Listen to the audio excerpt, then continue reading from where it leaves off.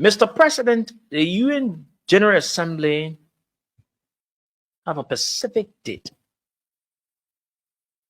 to officially start. The president of our country left this country far ahead of the UN General Assembly.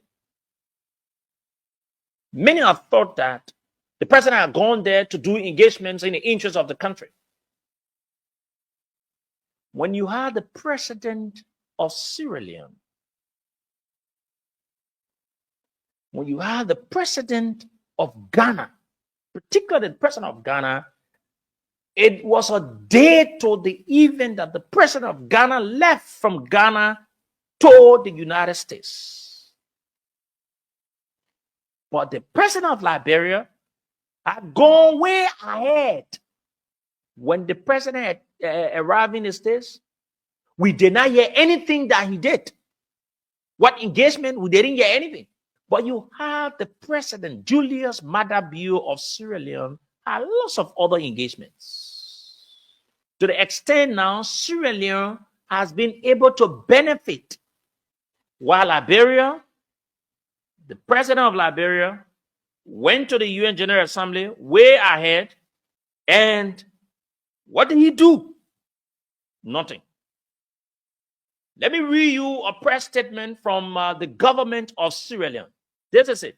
It reads that the government of Sierra Leone, State House, Office of the Press Secretary, for immediate release, Sierra Leone's landmarked US $2.2 billion mission, 300 energy compact, receives official endorsement, the largest infrastructure development plan in the country's history. New York, USA, Wednesday, the 24th. When was Wednesday? Last week. Wednesday, the 24th September 2025. It said, under the visionary leadership of His Excellency President Julius Maada Bio, the government of Sierra Leone has proudly achieved a major milestone with the official endorsement of its USD $2.2 billion mission, 300 energy compact. This endorsement was granted by the World Bank Group, the African Development Bank, and key partners during a ceremony held in the Global Forum 2025. A long thing. What did Joseph Newman Boakai, the president of the Republic of Liberia, do in the United States? We all know the UN General Assembly is something where world leaders, dignitaries, they meet, and opportunities are open. What did he do? You know, I saw the president smartly acting like he's having conversation on engagement with diaspora Liberians and everything. It's a very good idea. But what have you done with those of the people in the country currently in terms of business? When foreigners are enriching themselves in this country and Liberians are going through a lot, Liberian businesses are struggling. When the Ministry of Finance or government institutions are ready to get contracts, they took those contracts and gave to foreigners and deprived Liberian businesses and institutions.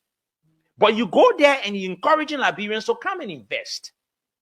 How will Liberians come and invest when Liberians are no longer protected in their own country, but instead foreigners are the ones that are protected? Mr. President is totally lost. He lacks all it takes.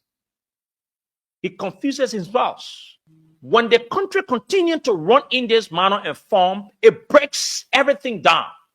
Somebody will go again. I don't know how they are managing the president protocol or his diplomatic issue. You took another president that is way taller than the president of Liberia, and you allowed the both of them to stand and take photo. And you see our president, he looks like a labor to that person. But they are the people that understand governance. So in a diplomatic cycle, that's the reason why you have the chairs. You allow them to sit there and you use the two different flags. But instead, they allow the president to stand. And then they allow, oh my God. Oh my God. But that is it. What is he bringing back to our country? Nothing. Tomorrow he's returning. They seen where he left. The only thing they've done for us, they use the taxpayers' money and bring nothing back to the country. When the hopelessness is getting high,